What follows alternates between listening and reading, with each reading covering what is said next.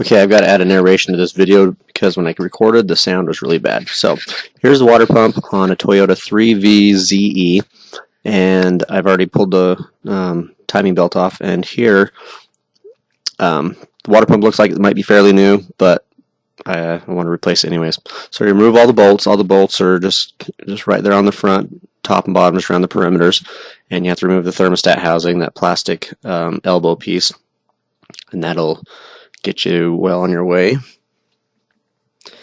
And I've gotten the pump off, and I used some sandpaper to clean up the surface there. You can use whatever you want, whether you have a wheel on a die grinder or some emery cloth or something. Just get it really nice and clean so that you don't have any leaks.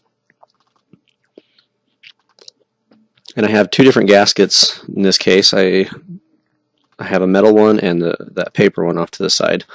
And I like the metal ones. They have rubber around the inside. They seem to hold better, and a lot of high performance applications seem to use them in high dollar parts. So anyways, put your gasket in place. If you're using the paper gasket, you can use some type of an anaerobic sealer or some type of gasket maker to put on there if you'd like, if you're worried about it leaking. And then go ahead and put your water pump in place.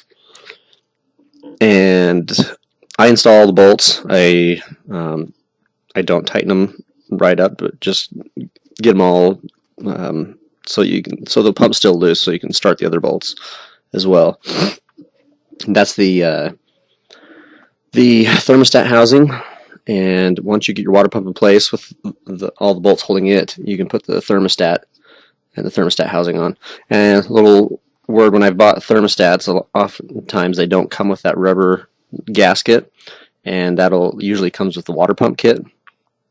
And so you got to install that, and then the thermostat will just set right down into the water pump like so. You make sure the spring is going in towards the engine, and then you can put the elbow on top of it. So there it is. It's all sitting in place. It's all loose. I haven't tightened anything up, but I left everything loose so I could make sure I got all my bolts, and especially when you install the thermostat, to make sure it's all where you want it to be and in place. And then after that, go ahead and install. And I think the manual said 13 to 14 foot-pounds for torque on those bolts.